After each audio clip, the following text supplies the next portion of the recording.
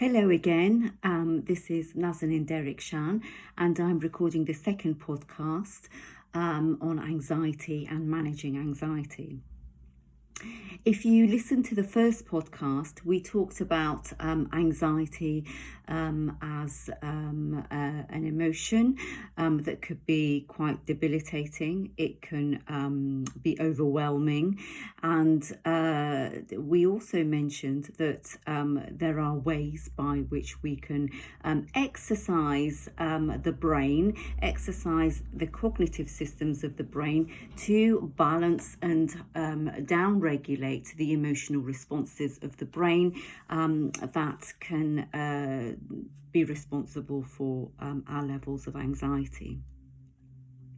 We also talked about how anxiety is a normal response in an abnormal situation where we have uncertainty looming, where we have a lack of control, and where fear dominates.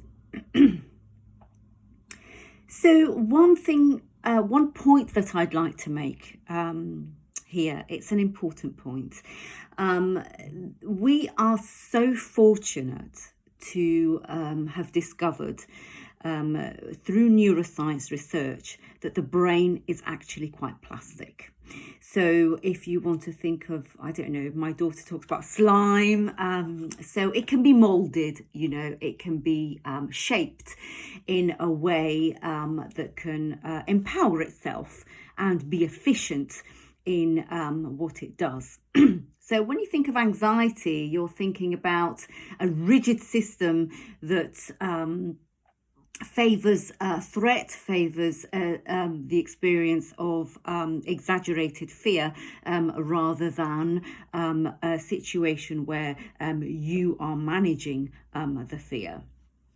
So brain plasticity isn't something that we need to learn how to do. We're naturally born with it. So it's a feature of the brain that is already there at time of birth, and we can use it to our advantage. We can use it to our opportunity to build neural networks in the brain that can downregulate and harmonize, balance the emotional systems so they're not so dominating, and bring this, the seesaw that we talked about in the previous podcast to a balance, to harmony.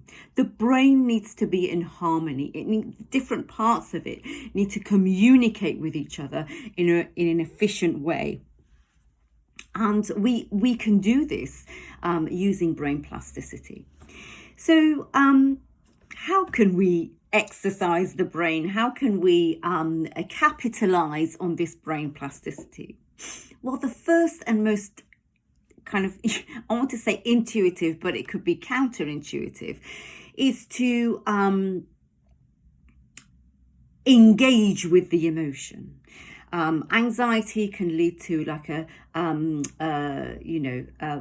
exaggerated fear response that can make us want to avoid it and run away from the source of stress. But it can also motivate us in a way to engage with the source of threat, try and understand it, analyze it for ourselves, and become more empowered by it. So avoidance isn't going to help. The first step is to be able to embrace the emotion. So how can we embrace an emotion that it can be so debilitating and interfere with what we want to do? So if we go back to the attention control that I mentioned in the previous podcast, targeting attention control, exercising attention control can fulfill this aim of harmonizing and balancing. Now, if you think about all the different exercises and therapies that are out there, there's mindfulness, there's relaxation techniques, there's cognitive behavior therapy, there's talking therapy, loads and loads of different types of therapies. What they try and do is, to some extent, some more than others, to some extent, exercise that attention control. It could be hard to try and focus like in a mindfulness session, because we may not be able to access our resources, our cognitive resources, as well as we want to. So the key to benefit from those therapies that do want to change the way we think, that change the way we analyze, change the way that we attend to various kinds of sources of information, is to make sure that the brain is plastic, and we can do that by something might be counterintuitive, but keeping the brain on its toes. Challenging your brain, challenging it in ways that can push your brain out of the comfort zone, the boundary. That's when you'll get the results. So if you think about like when you are in the gym or when you are doing an exercise routine and an instructor says to you, you know what, the last 3 minutes count, the last 30 seconds count. That's when it's really the hardest for you and you're pushing yourself to the ability. And that's kind of when you think, oh yes, I'm going to get results. Now, how can you challenge your brain? You can challenge your brain by engaging in exercises that are new, not falling into your comfort zone of doing the same thing over and over again. If you are, for example, engaged in a relaxation exercise, make sure that you push yourself that bit much every day.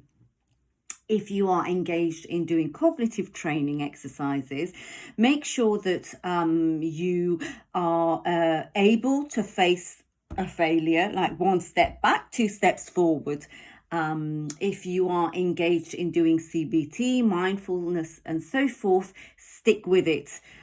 Try and challenge your brain in ways that kind of push you out of your comfort zone. Now, when I talk about challenging the brain, I'm not meaning like, you need to kind of go and do a marathon of training or marathon of, if people say, oh, have you run a marathon now that you've been, diagnosed with cancer? Well, no, I need to be adaptive. I need to be flexible and listen to my body as well, listen to my brain. I don't want to exhaust my brain, and as I don't want to exhaust my body. So whilst I'm challenging myself, I need to be able to love, cherish, self-care, love myself, my pitfalls, my anxieties, my fears. Self-care and self-compassion have been shown to be the biggest protectors of depression. It's so easy. Anxiety and depression are comorbid. They co-occur with each other. And if we are in a position where we think we can't cope, it's not possible, sometimes the emotions become overwhelming, and we want to run away from them, that's not going to help us, the running away. But sitting down, listening, embracing, and yes, I may feel overwhelmed. Yes, I'm going to cry about it. That's fine. We cry about it. And we become more in tune with ourselves because of the self-care and self-compassion that we exercise. And this can be doing, really small things every day to love yourself. We will be able to not see those anxieties as threatening and destructive, but be able to cherish them in a funny sort of way, and realize that they are not so disruptive. We can take back control. Cancer takes away control so much, but we can slowly, it's not a sprint, a slow process. Sometimes I say to my students that slow science is the way to go. Yes, because we need to be sure that our findings are reliable. Our progress with any kind of therapy, with any kind of challenge that we put ourselves in needs to be met with a gradual progression, slow progression, a cumulative progression, and being consistent in our approach. You might find that some therapies are not for you. That's absolutely fine. You love yourself. Self-compassion is the key. But sometimes you need to kind of go through hardship to gain the most out of a particular therapy. So therapies that do target your brain in challenging ways are supposed to be good for you. You know, at different times as well, you might think that, you know, just after diagnosis, I can't be challenging my brain. I just need to go through the emotions. Post-treatment, I'm exhausted. I can't do that challenging therapies that want to fry my brain up. Okay, we go through relaxation. We go through different types of things you think are working for you in a systematic way. When I'm a bit stronger, when I have gathered my resources, a few years or a few months post-active treatment, I think I'm going to be able to do a course of mindfulness, course of CBT, course of any other therapy that you think is going to push your brain out of its comfort zone. So it's about not beating yourself up about, I should be doing this, I should be gaining results from this, that, but you know what? It's not working. Don't beat yourself up about it.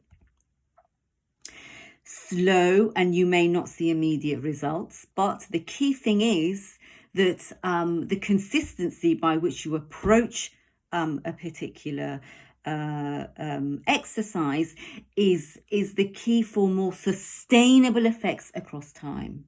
We don't want to be able to, we don't want to say, well, actually, you know what, this worked for 6 months and then I was all anxious again, or, you know, there was relapse. No, we want a consistency maintained so that I can get sustainable effects across time. So believing in yourself, loving yourself, because we can and we will. It could be hard. It could be frustrating at times and disappointing. But you know what?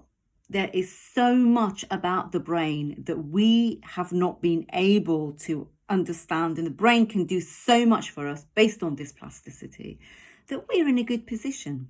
So I have to bring the podcast to a close because it's 13 minutes and I've exceeded my 10 minutes. So I hope that you've enjoyed listening to these two podcasts. I hope that you've benefited. You can always contact me. I'm sure that they will be able to release my information. And if you have any more queries or want to know more about my research in the BRiC Centre, you can always email me. So I'm going to love you and leave you. And thank you so much for listening. Thank you. Bye.